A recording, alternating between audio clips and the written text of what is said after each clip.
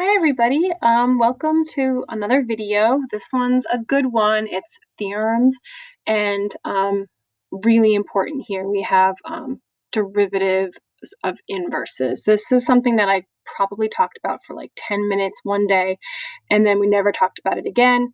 I always save it for the very end of the year because it's just an awkward formula, but I really think it's going to be on there.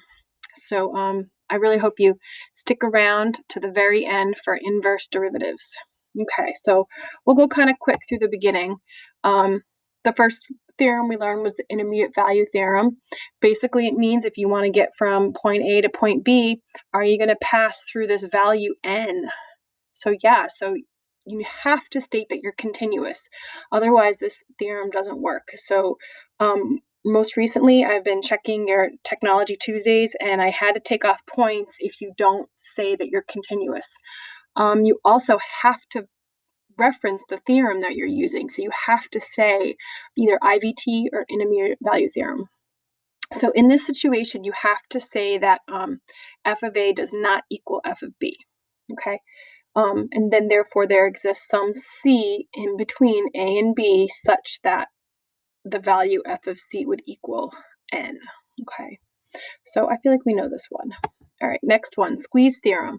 This one also showed up recently when we were going through our practice tests. This basically says that if you're going to have a function h that's in between f and g, and the limits for f and g are the limit L. So if f and g meet up right here at limit L, and then you're going to squeeze in the middle this function h, then h is going to also have the limit L. Kind of common sense. This was actually on the 2019 exam. So I did this one in one of my other videos. So hopefully you watched it. I did a nice application of it.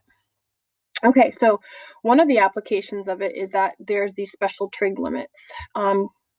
Just kind of keep them handy. They are proven using the squeeze theorem. Okay, so just, I don't know, you don't have to memorize anymore. Just one thing you could do is maybe take screenshots of this presentation and then you could have them nearby, or maybe you already have your note cards already made up. Let's look at the rest of this. So you can have other forms. Okay, what that means is that there could be a coefficient right in here, and it's the same result. Okay, the other thing is, this is kind of neat, the reciprocal. So if the limit of a function is approaching L, well, then the limit of the reciprocal of that function is going to equal the reciprocal of that limit. I very rarely see this tested. I don't even know if I can find something, but hey, why not have it nearby just in case? Okay, mean value theorem. We're pretty comfortable with this. This has to do with derivatives. So you have to say that you're continuous. You have to say that you're differentiable. You need both of those to occur. And what that means is that this side right here is your, select my pen. This side right here is your secant line. That is just literally the slope between A and B. It's like an average, if you will. That's why they call it mean value theorem. It's an average, the average slope between A and B. And that's going to equal some derivative of the tangent line right there. So you see that derivative. So this slope value will equal some location C's derivative. Okay. Yeah, that's that. Okay. Rolle's theorem is just a special case of mean value theorem. So again, you have to be continuous and differentiable, but here you have to show f of A equals f of B, which means that this secant would actually have a slope of 0.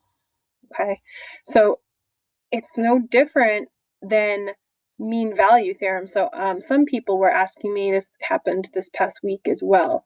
They were like, can I use Rolle's or do I have to use mean value theorem? And I said, well, if it's equaling 0, you want the derivative to equal 0, you have a choice. You can use Rolle's or you can use MVT. But if the derivative is going to try to equal a number, like, oh, I want to know where that derivative would equal like a slope of 2. This kind of looks like a slope of 2. So then you would have to use mean value theorem. Okay, so those are the two options there. Rolle's theorem is just a special case of mean value theorem. Okay, extreme value theorem, something that I think we take for granted. I don't think it was again talked about on last year's exam, but I feel like this is kind of common sense. It's just saying, okay, I'm continuous on this closed interval a to b. So you actually literally have like values a to b. Pen's not getting good. Okay. All right. So where would it be in this situation? This would be your max here. This would be your absolute max here. This would be your absolute max here. And you could do the same for min. Guys, when I hear the word absolute max and absolute min, I always think, okay, let's get my endpoints, let's get my critical numbers, and then literally just see who gives me, I gotta write this a little better. Switch my pen around. Where is it? Okay. I feel like it's upside. Okay, there we go. F of x right there. Yeah. So you just see where it's the largest and the smallest. But what you're doing is doing this thing called extreme value theorem. So if you ever heard that, I don't want you to panic. It's just a very common sense idea. Okay, let's go to the next one. All right, mean value theorem for integrals. All right, so again, there's that average idea.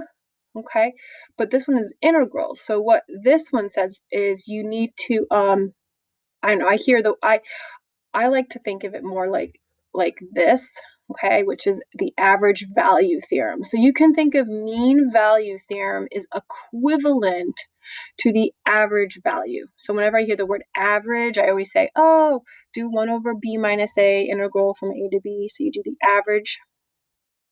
Okay, so that's the same idea. So if you look at this, what this is saying is that you can take the area under this curve. So that would be like this shape right here.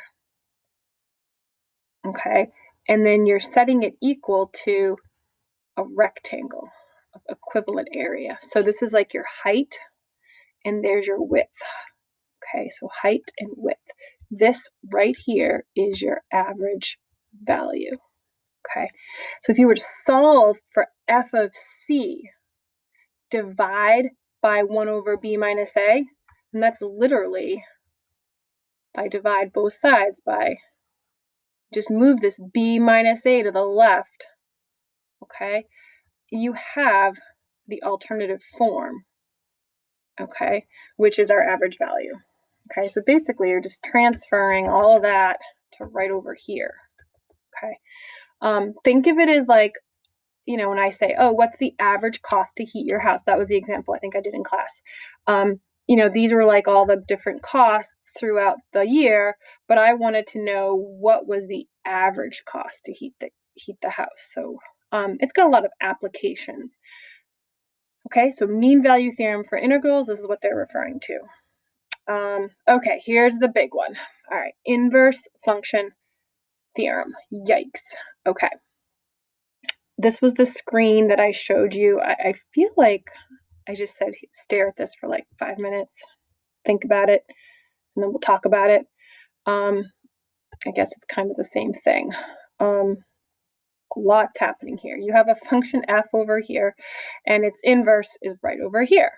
Okay, so there's your y equals x inverse line.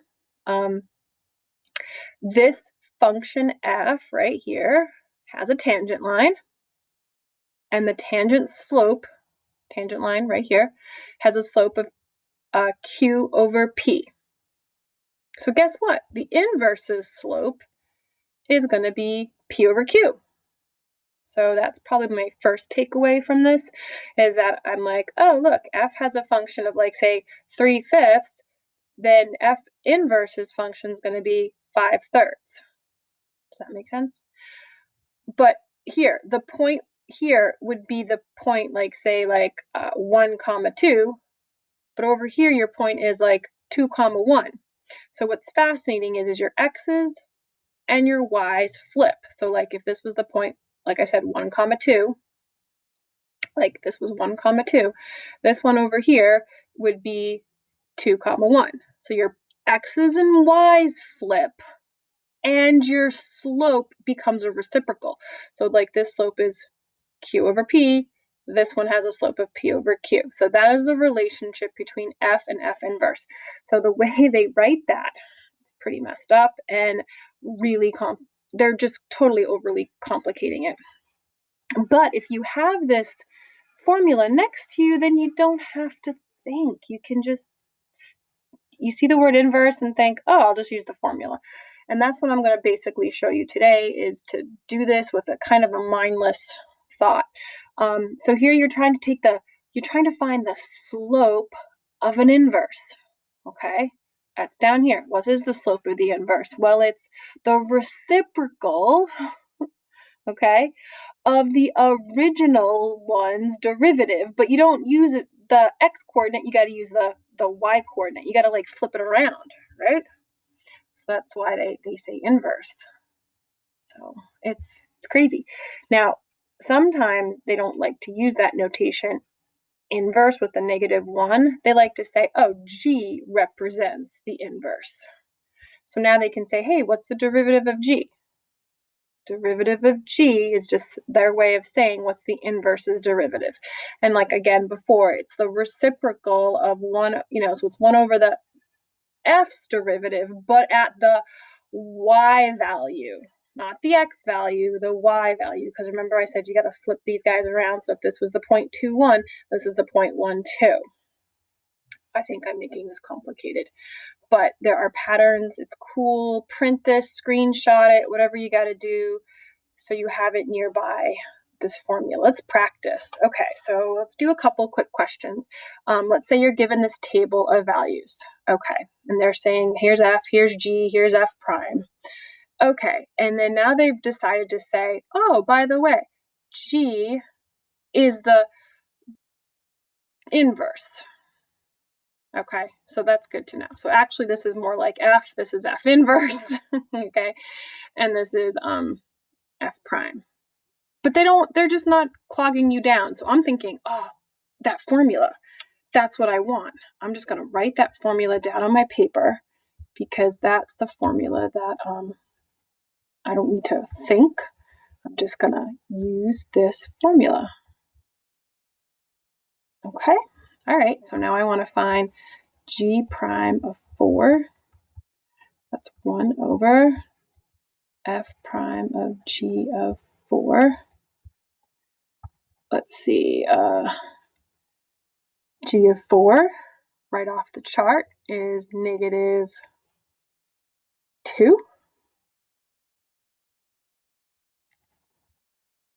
And then f prime of -2 is 4. So it's kind of running out of room. I'm just going to write 1/4. So there we go. That's my answer. All right. All right. So see how like it could be like, oh my God, what is this? I don't want to think. Just use the formula and then you'll be fine. Okay. Let's try another one. Okay. All right. So maybe it's written in a more cloggy form like this, not a table.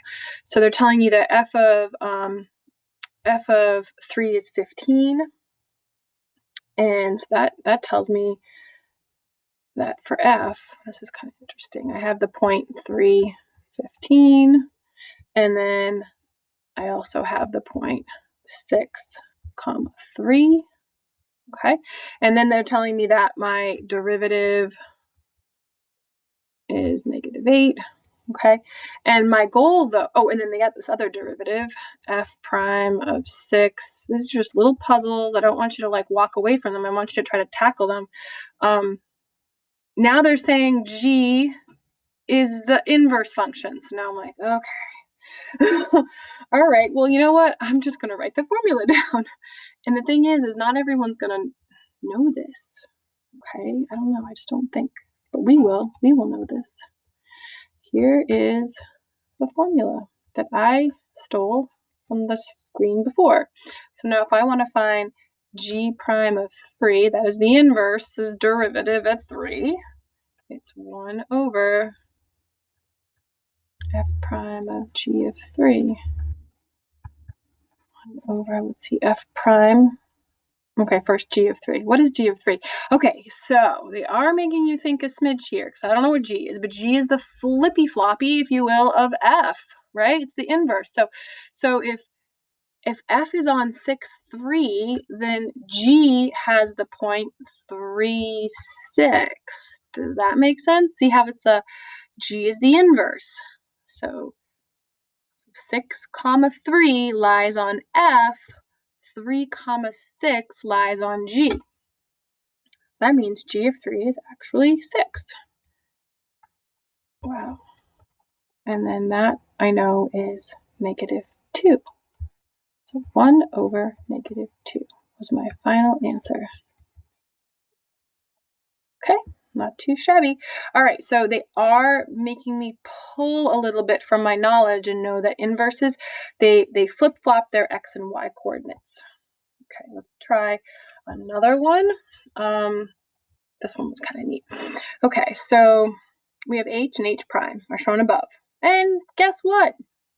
G is also differentiable, and they're telling me that h of g of x is x. And I was like, wait a minute. h of g of x is x. Do you remember many years ago you learned about taking, f of g of x and g of f of x, and if they both equaled x, then they were called inverses of each other? I don't know if you're going to remember that. But it's true, though, that by seeing h and g composite with each other and you get x, that tells me they're inverses. Okay? Now, that might be a skill that you might not have been able to pull upon. Okay? So, I mean, if I could do this question like two different ways. Okay? So, like, if you see that if you recognized this little tip that h and g, when you take their composite, you get x, that is a fact about being an inverse. Then I could just dive right into my problem that says g, I could just use the formula, g prime of x equals, I'm going to say 1 over h this time, though, because there's no f. Okay, I don't know why I'm not writing very good today. My hands are kind of cold. I must put them on a warm teacup. All right, so what is g of 7? But again, you have to know that they're inverses. It's the flip-flop. So if the point 3, 7 is on h, then 7, 3 is on g. Okay, so this is actually asking for h prime of 3 because, like I said, they're backwards. So 3, 7 lies on h, 7, 3 lies on g. And then h prime of 3 is 5. So the answer here is 1/5. Okay, now that it's all fine and dandy if you recognize that that meant inverse. But I don't know if I would recognize that as inverse. So you know what? I do look at that and I think, look at that. G is inside of H, so I'm going to change color so I can show you I'm doing this a different way. I'm going to solve this a different way. Maybe I look at that and I think, maybe they're testing my chain rule skills. So what is this derivative? H prime, take the derivative of the mama, leave the baby alone, and then multiply it by the derivative of the inside, and then the derivative of x is 1. And then I need to put in a 7. This is so cool. I hope you're watching this. This is awesome. I need to solve for g prime of 7, which, check this out. If I divide, so I just did chain rule, right? And then the derivative of x was 1, and then I plugged a 7 in. Now, if I want to solve for g prime of 7, check this out. I just divide by this. Oh my God, it gives me the same thing. I'm going to divide. I just kind of proved this whole thing using chain rule. So awesome. Because maybe I didn't know it was an inverse. But look at that. I was like, wait a minute. That's a 7. I just move that over and I'm like, wait a minute, that's the formula for inverse. Well, whatever, it doesn't matter. And then now the problem looks just like this one. I don't want to write it because it's so hard to write. But you got to recognize that g of 7 is going to be 3 because oh, how would you have known that? I guess you still need to know it's an inverse.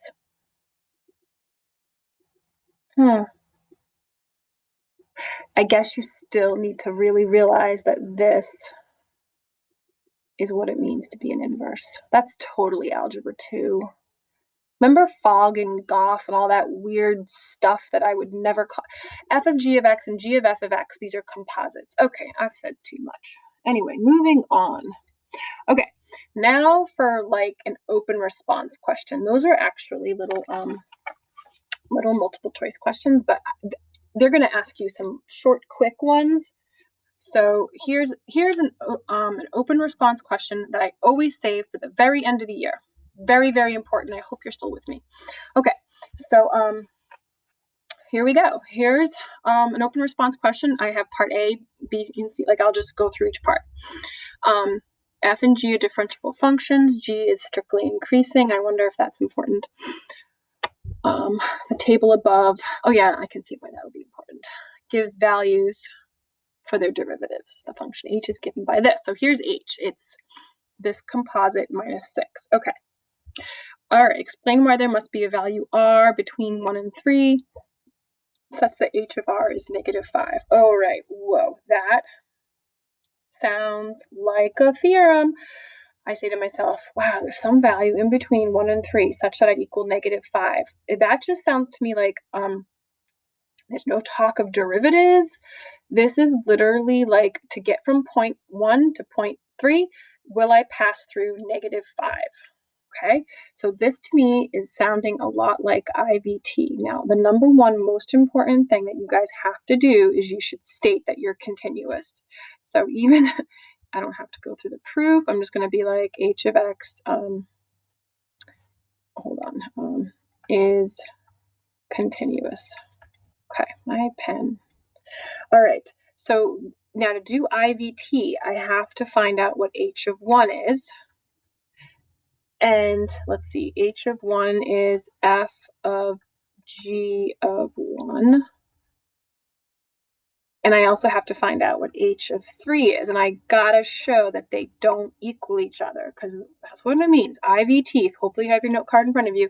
IVT says, let's show that they don't equal each other. So let's look in our chart. All right, so g of 1. G of 1 is 2. And then f of 2 is 9. And then 9 minus 6 is 3. Okay, let's do it again. Let's see. G of 3. G of 3 is 4. F of 4 is negative 1. Negative 1 minus 6 is negative 7. Yes, so I just showed that h of 1 does not equal h of 3. And you know what? Since, I'm going to try really hard to write this. Since negative 5 is between these guys, right? It's between h of, let's see, h of 3 is on this side. This is negative 5, and it's between h of 1. So I just showed that negative 5 is between negative 7 and 3. So here's my big sentence. By IVT, there exists some R, I guess they're using the letter R, in the interval, right, in between 1 and 3, such that h of r is negative 5. Beautiful. That's a beautiful theorem. I think I did a good job with that.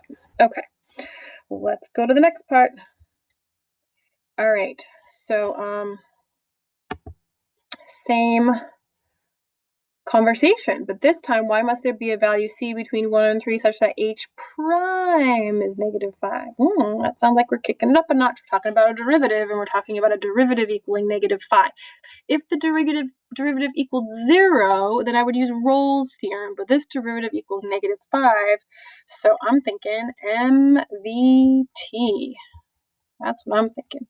Okay, so I should first state, I don't have to go through the process, that h is continuous and differentiable. Okay, see, you see how they say f is differentiable? So if f and g are differentiable, then obviously the compositive f of g of x is also going to be differentiable. And if you're differentiable, you're obviously continuous.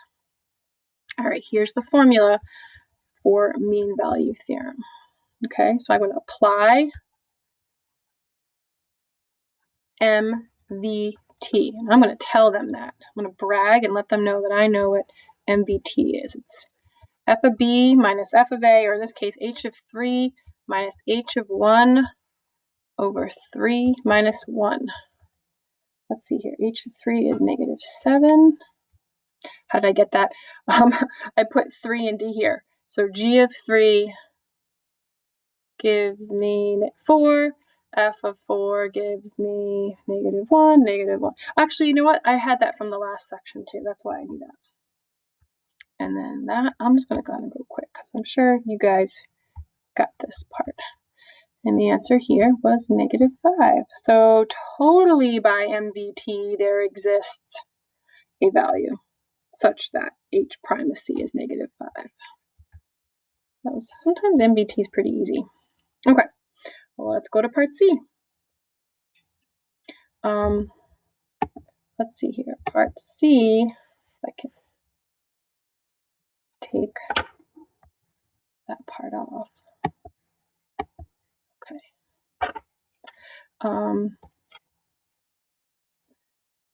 Let's read about this one and see what this says.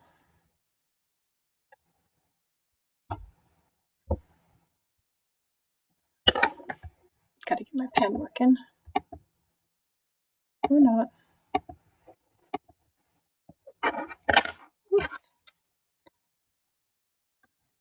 No, not working. Who knows?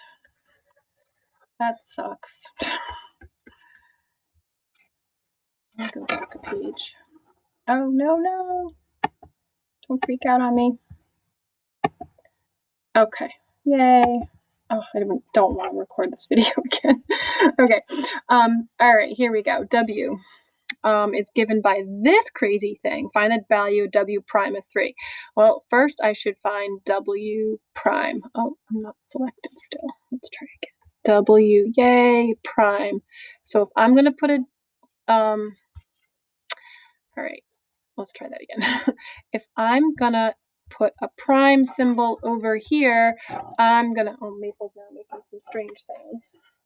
I'm all happy that I'm here. Okay, w prime, I gotta insert a ddx over here, right? Okay. All right, so now this is FTC2, FTC2. Okay. All right, so w prime of 3, this is awesome. Those are gonna go away, right? Oh, wait, before I do the 3 part, I should just fix this part. So the d, dx, and the integral symbol go away. The g gets inserted inside. That's what FTC2 is all about. And then you multiply it by g prime. Now I can plug in a 3. Okay. So this is a beautiful example of FTC2. Okay. And then just to save on time, if you go through all that and figure it out, I don't feel like going to the chart. The answer is -2. Okay, but that's a good example of FTC2. And you can just read all the values off the chart.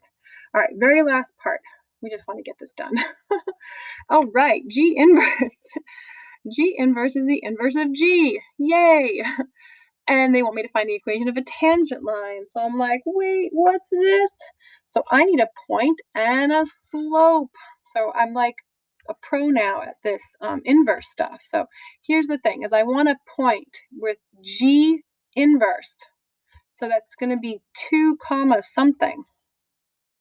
All right, but remember what I said earlier? That the G inverse is obviously the inverse of this. So what I'm trying to say is that if the point 1, 2 is on G, the point 2, 1 is on the inverse. Does that make sense?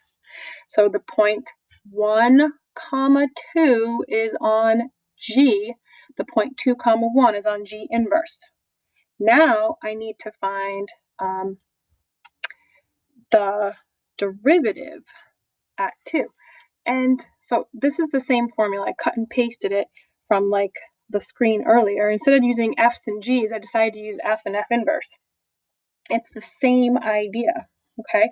So I'm just going to put a 2 in. So this is going to be, F inverse prime of 2 equals 1 over F prime of F inverse of 2. And so I guess I could use G's. I probably should have used G's. That would have made more sense. All right, so G inverse of 2 is 1. So this is really just 1 over, I should have really used G's.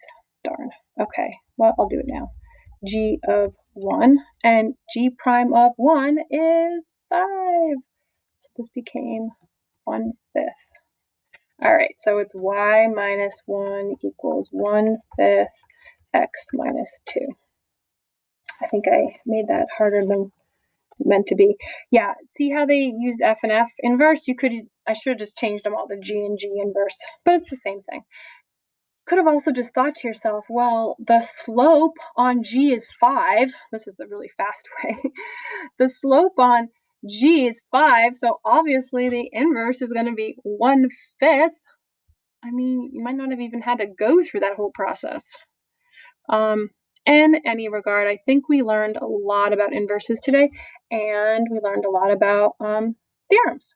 So I hope you enjoyed, and I'll see you again. All right, thanks.